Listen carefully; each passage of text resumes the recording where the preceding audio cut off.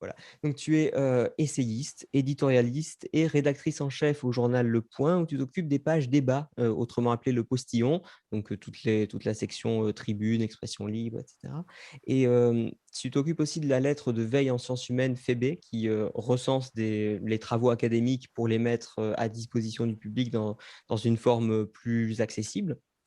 Et ton dernier ouvrage, c'est, Vous avez dit conservateur, non pardon, c'est pas le dernier. Tu as écrit Vous avez dit, conservateur aux éditions du Cerf en 2016 et tu as écrit aussi Les hommes sont-ils obsolètes? Point d'interrogation aux éditions Fayard en 2018 et aujourd'hui, on te reçoit plus particulièrement pour parler de liberté d'expression parce que, si on te lit dans le Point par exemple, tu es toujours très active sur les questions de liberté d'expression. Je prends quelques exemples, hein, les crispations autour de la race et donc le fait qu'on ne sait plus comment toucher ces questions de noir, de blanc, entre les 2 et cetera. Mais aussi, entre guillemets «l'islamo-gauchisme» à l'université. Donc d'abord, est-ce que tu peux nous faire un rapide état des lieux de la liberté d'expression, en 2021? Où est-ce qu'on en est? Comment on en est arrivé là? Alors 2021 a à peine commencé, hein, donc c'est difficile de faire un état des lieux complet, mais c'est vrai on peut constater que l'année a commencé fort. Alors très récemment, vous avez certainement tous suivi ce qui s'est passé à Sciences Po Grenoble. Je vais quand même le rappeler Oui, ce serait bien de le rapidement. rappeler pour En fait, le 4 mars dernier, on a découvert une inscription sur les murs de Sciences Po Grenoble où 2 enseignants étaient nommés. Donc, il s'agissait de Klaus Kinsler et de Vincent Tournier, à côté des mentions islamophobie, fasciste. Donc, en gros, ils étaient ciblés, hein, comme étant islamophobes et fascistes. Pourquoi? Eh bien, parce que en novembre dernier, Klaus Kinsler, qui est professeur d'allemand dans cette IEP, mmh. avait interrogé le titre qui devait être donné à une journée ou une semaine, voilà, qui s'appelle Semaine de l'égalité. Et le titre devait être Racisme, antisémitisme et islamophobie. Et il interrogeait la juxtaposition du terme islamophobie avec les 2 autres. Il ne niait pas le terme, il s'interrogeait seulement sur ce terme. Il Mmh. s'interrogeait aussi sur sa viabilité scientifique, en disant que pour lui, le terme n'était pas établi scientifiquement. S'en est en suivi tout un débat à l'intérieur d'un département, un grand département de recherche à Grenoble qui s'appelle PACT. Et de fil en aiguille, il a été dénoncé d'une certaine façon sur des réseaux sociaux.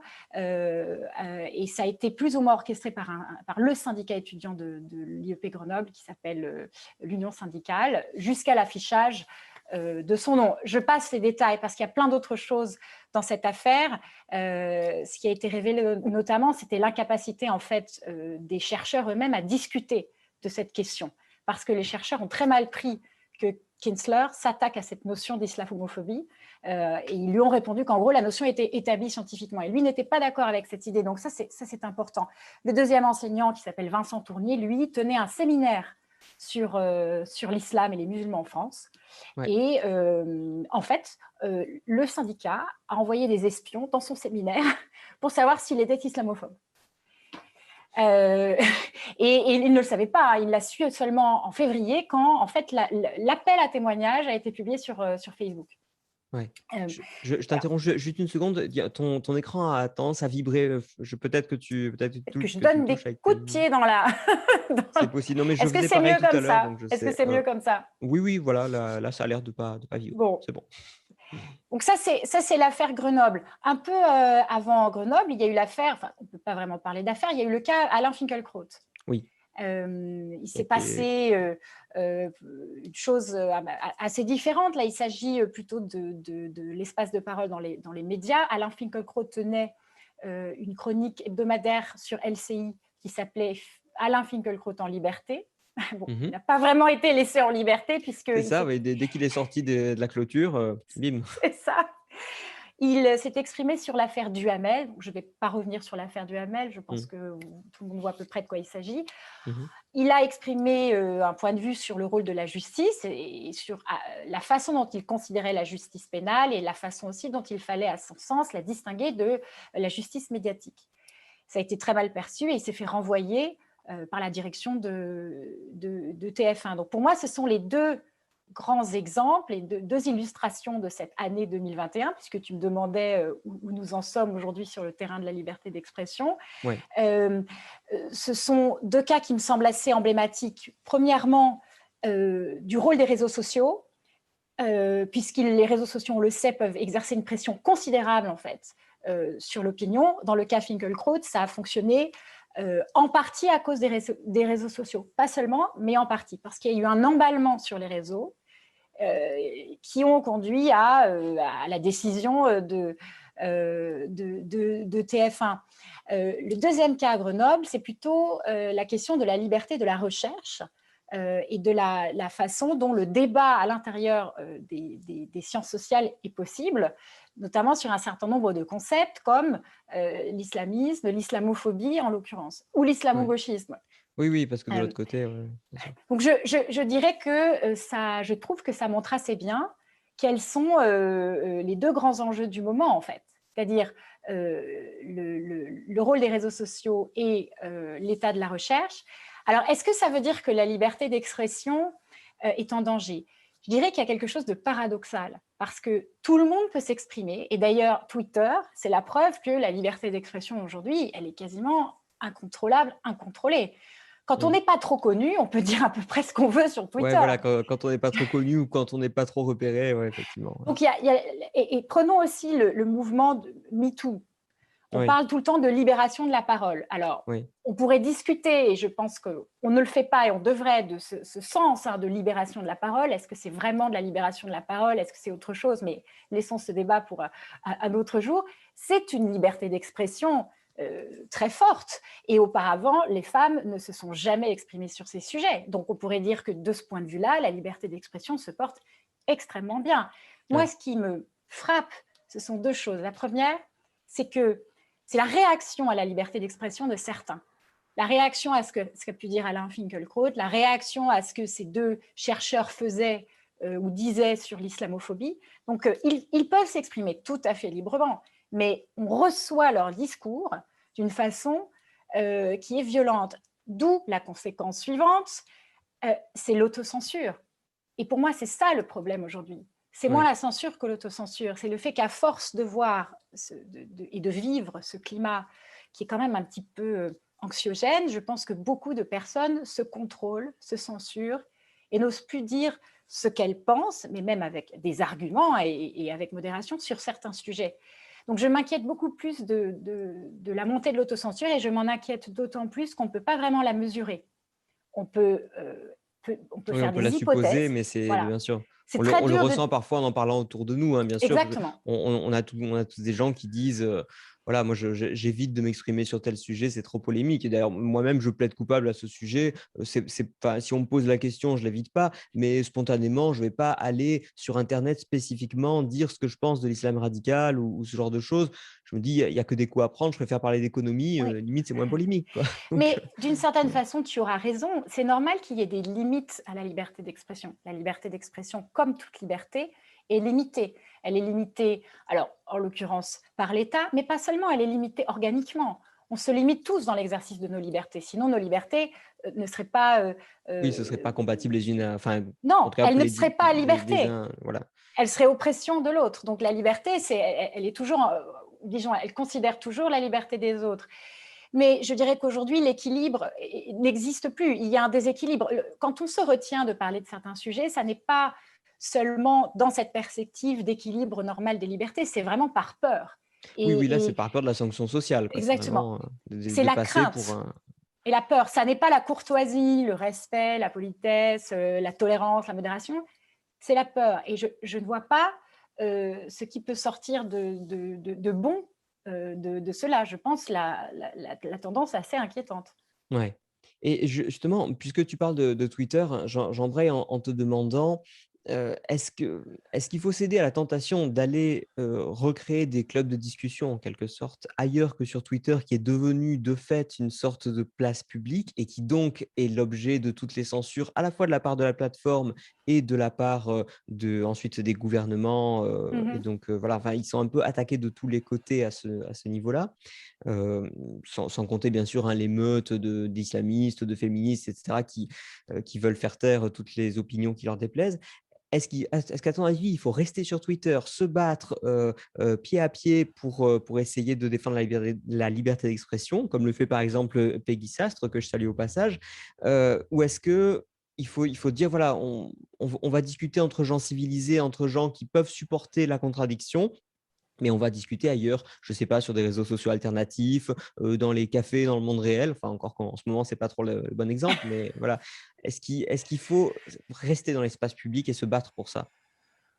Alors, c'est une question très compliquée. Tu fais bien de mentionner Peggy Sass, qui est aussi une amie avec laquelle j'anime d'ailleurs un podcast qui Mmh, s'appelle Les Les Contrariantes. Contrariantes, qu'on peut retrouver Euh, sur, il y a l'adresse des Contrariantes d'ailleurs, c'est? alors, sur le site du Point ou Ouais, bien sur les plateformes de podcast d'accord, les plus usuelles. Et en effet, elle est très courageuse et elle se bat pied à oui. pied. J'ai une technique totalement inverse. Alors, je ne parle pas de moi pour parler de moi, mais je pense que je ne peux pas tenir un discours général sur cette question sans d'abord expliquer quelle est ma position Bien sûr, oui.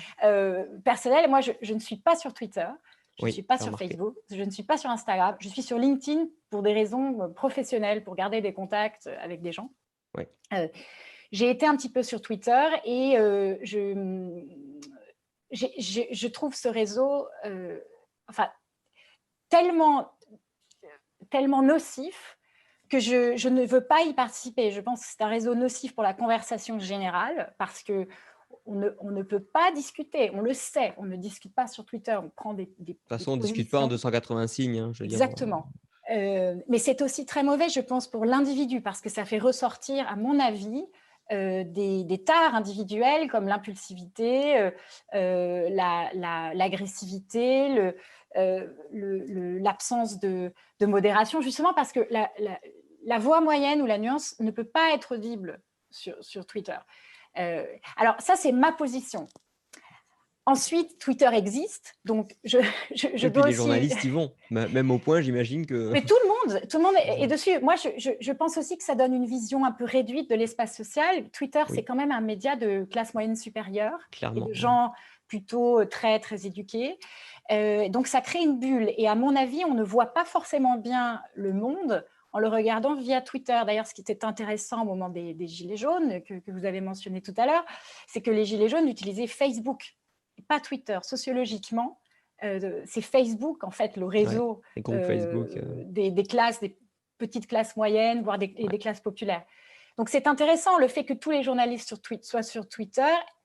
Est-ce que cela les aide vraiment à comprendre le monde? Je ne sais pas. J'en doute un petit peu. Mais d'un autre côté, ce que tu soulignes est important, c'est que de grands combats ont quand même lieu sur Twitter. C'est-à-dire qu'ils ont beau être menés par des minorités, ce sont des minorités qui ont beaucoup d'influence. Des journalistes, des commentateurs, des personnalités politiques. Et ta question est de savoir, est-ce qu'on répond directement ou est-ce qu'on va ailleurs? Ouais. Je pense que c'est très bien d'aller ailleurs, ce que vous faites aujourd'hui, par exemple, et on l'a Mmh. vu aussi grâce au confinement. Le nombre de podcasts, d'événements par Zoom ou autres, webinars et compagnie, je pense que c'est très bien de décentraliser le partage du savoir et le débat. Cependant, forcément, si on quitte le terrain principal, qui est le terrain de Twitter, il y a le risque que Twitter devienne, enfin que les opinions des gens qui y restent deviennent dominantes. Ouais. Et donc, je trouve vraiment fabuleux qu'il y ait des gens comme Peggy et d'autres qui se battent sur ces réseaux. Après, voilà, c'est complètement contradictoire avec ma position personnelle. D'accord, ouais, non, mais j'entends tout à fait cet argument. Alors qu'est-ce que je voulais te demander aussi? Est-ce que oui, on parle des reculs de la liberté d'expression, donc là notamment, hein, toutes les questions sociales, les questions de, allez, on va dire raciales pour, enfin, même si le terme ne me plaît pas beaucoup, ethniques en tout cas, identitaires. Est-ce qu'il n'y a pas quand même d'autres domaines où la liberté d'expression, au contraire, a progressé? Où il faut se dire, ben, peut-être que voilà, aujourd'hui, on peut par exemple plus facilement critiquer les gouvernements qu'on pouvait le faire à l'époque du général de Gaulle. Est-ce que toi, quand même, tu ressens certaines avancées en parallèle des reculs? Bien sûr, c'est ce que je te disais tout à l'heure quand je signalais MeToo. Ça ne veut pas dire que je soutiens forcément ce qui a été MeToo, mais si on constate le Oui. phénomène, Oui, c'était qu'il de y avait fait. quand même un problème peut-être dans le comment dire? Dans l'attitude, d'une partie des hommes par rapport, enfin une sorte de je sais pas comment toi tu le décrirais, mais voilà, justement, au moment où MeToo Alors, est arrivé, même si on déteste, oui, ce que certaines féministes en ont fait, est-ce que ça mettait pas le doigt quand même sur un problème, au départ? et je pense que ça existe, et le fait que ça existe fait qu'on doit l'analyser, on doit le comprendre comme tel. Si des gens, des femmes, se Oui, sont exprimées, avaient des choses à dire, c'est intéressant en soi, et je pense en effet qu'il y a des comportements masculins qui sont absolument déplacés, ouais, et même si ça s'est quand même beaucoup arrangé, je pense, dans les dernières décennies. Après, moi, je suis en opposition avec le moyen qui a été employé, parce que je ne pense pas qu'on puisse résoudre quoi que ce soit par cette espèce de grand déballage public, parce que même du point de vue de l'efficacité, on dit que ça a permis un certain nombre disons, de changements réglementaires ou de changements culturels. Ça reste à ouais. démontrer. Je pense que c'est beaucoup trop tôt pour le dire. Et même du point de vue le plus personnel qui soit, une fois que vous avez dénoncé anonymement un comportement, le comportement de quelqu'un, ça peut vous faire du bien pendant 5 minutes, mais franchement, sur le long terme, je ne sais pas si ça règle quoi que ce soit. Moi, bon, je sais qu'on n'est pas en train de débattre de MeToo ici, mais Ça fait partie du sujet. je suis quand même euh, assez frappée du fait qu'on ne veut plus régler nos conflits en direct. Mmh. Oui, Euh, on prend le public à partie oui, parce que c'est et personnellement, j'ai été dans des situations au travail avec face à des hommes qui pouvaient avoir des comportements déplacés. Ce sont des situations que j'ai toujours réglées en direct. oui, Et c'est pour moi, c'est ça qui rend les femmes puissantes. C'est ouais. de régler leurs problèmes en direct. Je ne dis pas que c'est simple, mais je Oui, pense non, que bien c'est sûr, beaucoup plus libérateur ouais, et qu'il faut aider les femmes à faire ça. ouais. Mais je me méfie, voilà, de l'intermédiation finalement, parce que c'est ça, on prétend que le réseau social, c'est la désintermédiation, mais en l'occurrence, non. Là, on a rajouté des tas d'intermédiaires entre euh, les femmes et ceux qui leur faisaient du tort. Donc voilà mes réserves vis-à-vis de MeToo, mais d'un autre côté, comme je le disais tout à l'heure, d'un point de vue objectif, la parole s'est exprimée sur un sujet sur lequel on ne s'exprimait pas avant. Donc il y a une forme de liberté d'expression au sens vraiment le plus littéral. Ouais. Tu parlais aussi du gouvernement, tout à fait. La censure avant venait du gouvernement. La liberté d'expression était menacée par le gouvernement.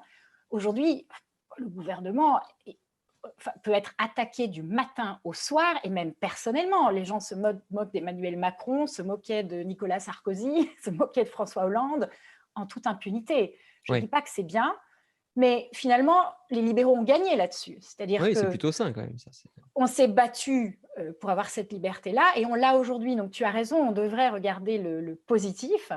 Et ça montre d'ailleurs que le problème aujourd'hui n'est plus dans notre relation à l'État, il est dans notre relation les uns avec les autres, dans la façon dont, entre personnes et entre groupes, on s'adresse les uns aux autres, et quelles limites on met au discours qu'on porte les uns sur les autres. Le gouvernement essaie de faire l'arbitre. Je pense qu'il ne sait pas comment le faire, et il le fait de façon assez maladroite. Mais la seule chose que le gouvernement fait, c'est de limiter en fait le niveau de discours acceptable en termes de haine ou de diffamation. Et on a d'ailleurs une réglementation sur ce point qui est plus stricte qu'aux États-Unis. Aux États-Unis, il n'y a oui, pas de beaucoup plus. limitation en vertu du premier amendement de ce qui peut être dit. Et d'ailleurs, c'est peut-être ça qui explique que la régulation sociale par le réseau social soit si forte aux États-Unis. Parce Oui, que leur seule façon ouais. de réguler le discours, c'est finalement en créant une régulation spontanée, décentralisée, qui part un peu dans tous les sens, mais qui se fait sur les réseaux sociaux. Oui, parce qu'on pourrait dire aux États-Unis, bon, ils ont le premier amendement, mais on peut plus facilement commettre des impairs, socialement, on va dire. Je pense Tout à qu'en fait. particulier dans un milieu professionnel ou dans les milieux, médiatiques ou quoi, j'ai l'impression qu'ils ont un temps d'avance, dans le mauvais Tout à sens du fait. terme, sur ce qu'on ne peut plus dire, quoi. Tout à fait. D'ailleurs, c'est une question compliquée pour les libéraux, parce que est-ce que ça signifie que quand l'État s'en mêle un peu plus, comme chez nous, on évite que le politiquement correct prenne trop de place au niveau du réseau social décentralisé organique? Je ne sais pas, mais la question se pose. D'accord. Ouais. Et tu as fait, récemment aussi un édito intéressant sur, les personnes qui prenaient le contre-pied des discours qui cherchent à les défendre. Je pensais en particulier, sur la question ethnique. Tu faisais une sorte de, d'inventaire des personnes noires, ou s'identifiant comme noires, je ne sais pas comment il faut dire, qui Aux refusaient États-Unis, le discours aux États-Unis, bien sûr.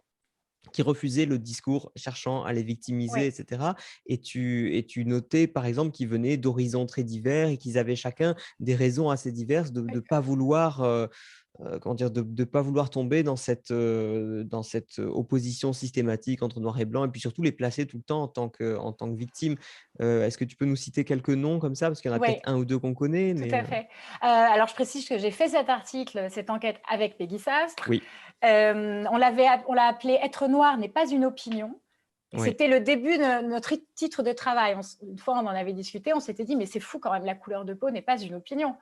Et, ouais, et de là est partie notre recherche. Donc, on a ciblé des intellectuels noirs aux États-Unis, parce que c'est quand même de là que tout part. Donc, nous, on voulait revenir aux sources. oui, On en a interviewé 7, on en a cité d'autres qu'on n'a pas pu rencontrer, comme par exemple le grand Thomas Sowell, qui oui, aujourd'hui a 90 ans, voilà, ouais. qui n'a pas répondu à nos questions et qui est très, très difficile à avoir en interview de toute façon.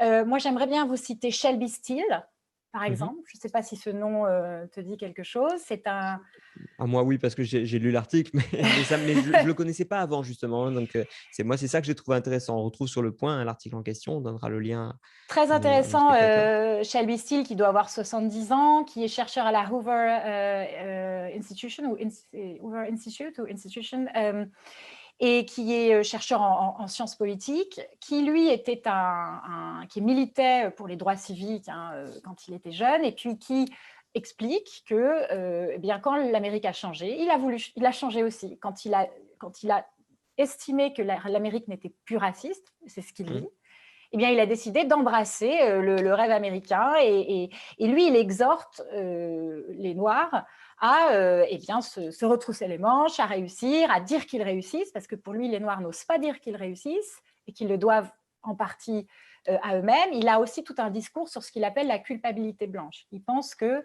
en fait, la façon dont les Blancs aux États-Unis expriment leur culpabilité est une façon de garder le pouvoir.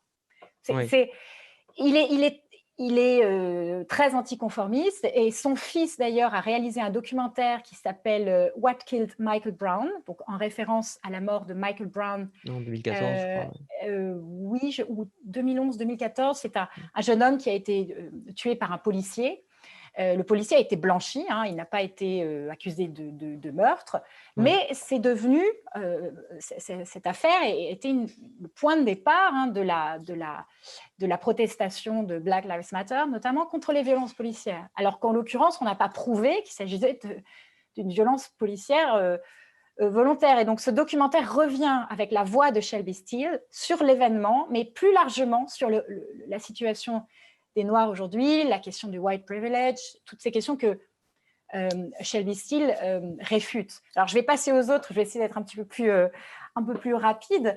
Il y a une jeune femme très intéressante qui s'appelle Chloé Valdari, oui, qui, elle, s'intéresse plutôt à la question de l'art, de la culture, et comment on peut dépasser en fait le racisme par l'empathie et au contraire de ce qui est prêché aujourd'hui, par la compréhension de la culture d'autrui. Donc elle a une façon très belle de parler, par exemple, de James Baldwin ou de ces grands auteurs et artistes noirs, en disant qu'ils peuvent parler à tout le monde et à tous ceux qui se sentent emprisonnés et qui aspirent à la liberté. Donc c'est magnifique ce qu'elle dit. Elle dit que contrairement à ce que disent aujourd'hui ceux qui prêchent comment dire, le racialisme d'une certaine façon, elle oui, dit que la culture afro-américaine est universelle. Donc ça, ouais. c'est une autre façon aussi de prendre le problème.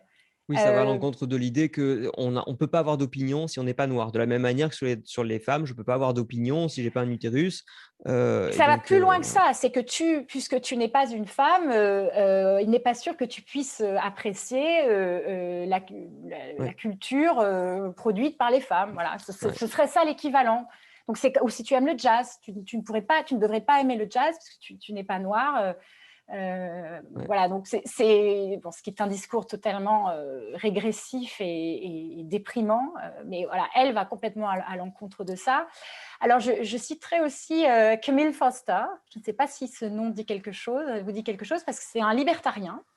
Mhm. Peut-être que vous en avez entendu parler. Il y a un podcast qui s'appelle The Fifth Column. Mhm.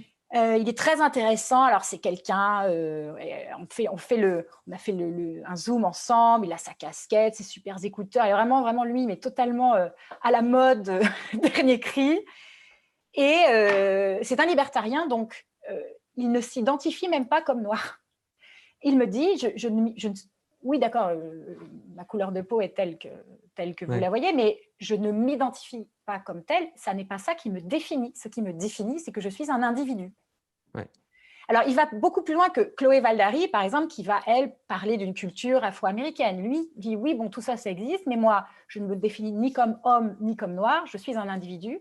Et quand je vois quelqu'un, je le vois comme individu. Je ne cherche pas à savoir à quel groupe il appartient ou à déduire de ce que je vois de lui des caractéristiques d'un groupe. Et c'est quand même très intéressant d'entendre ce discours qui est absolument nécessaire, je pense aujourd'hui. D'autant que il se trouve, enfin, contrairement peut-être à la distinction entre hommes et femmes qui est quand même relativement objective, je trouve que Ah, la tout le monde n'est pas d'accord avec toi, hein. tout le monde n'est pas d'accord, je sais.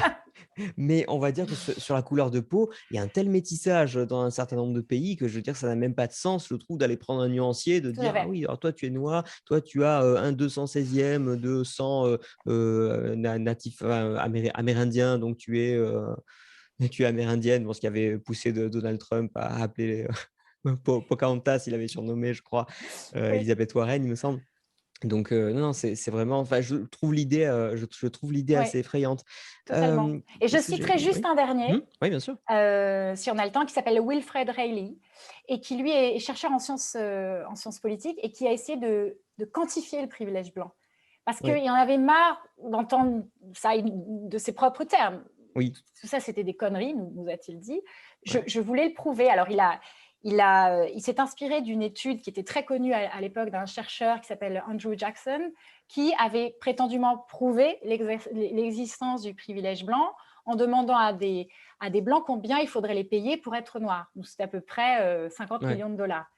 Et Reilly a refait l'étude dans l'autre sens. Il est allé voir des gens issus de minorités. Et en fait, le résultat, c'était que ces gens demandaient 80 millions de dollars pour être blancs. Oui, Donc, donc si on suit les chiffres en ouais, en finalement, enfin les noirs seraient encore moins prêts à être oui. blancs que ce que les blancs seraient prêts à être noirs. Lui, il prétend qu'il y a du racisme partout, entre toutes communautés. Oui, Il parle aussi des Asiatiques. Et donc, voilà, ouais, pour lui, il faut combattre toutes ces théories par les faits. Ça, ouais. c'est son point de vue. D'autres vous diraient qu'il faut les combattre par un discours plutôt simplement idéologique ou moral. Lui, c'est les recherches, les Ouais, les faits et statistiques, démonter par les statistiques ces discours qu'il estime farfelus. d'accord, oui. Moi, c'est probablement une partie du problème. Après, je suis pas sûr que les statistiques aient vraiment le pouvoir d'émouvoir les gens et c'est vrai que souvent, Mm. là, il me semble que l'exemple est plus fort, hein. Je veux dire, quand on voit une affaire comme George Floyd, là, Ah, ça bien marque sûr. les consciences donc bon, c'est difficile de lutter contre ça. Mm. Bon, en tout cas, merci beaucoup Laetitia. C'est vrai on était à court de temps. J'aimerais vraiment en parler pendant des heures, mais il va falloir que j'enchaîne avec notre Très invité bien. suivant. Eh bien, Heu, merci beaucoup, voilà. Pierre. C'était passionnant et merci Bah, merci à toi. aux organisateurs de la Fête de la Liberté. Enfin, et pensez à aller écouter Les Contrariantes, hein. Elles ont en plus un super logo avec 2 poules qui se parlent, donc c'est très antiféministe. Ce sont 2 femmes qui le font, mais c'est non, c'est vraiment intéressant, donc allez le voir sur le site du Point et donc ne retrouvez pas Laetitia sur les réseaux sociaux, mais éventuellement sur LinkedIn. Merci beaucoup Laetitia, je te Merci souhaite une très beaucoup. bonne journée. De même, au revoir.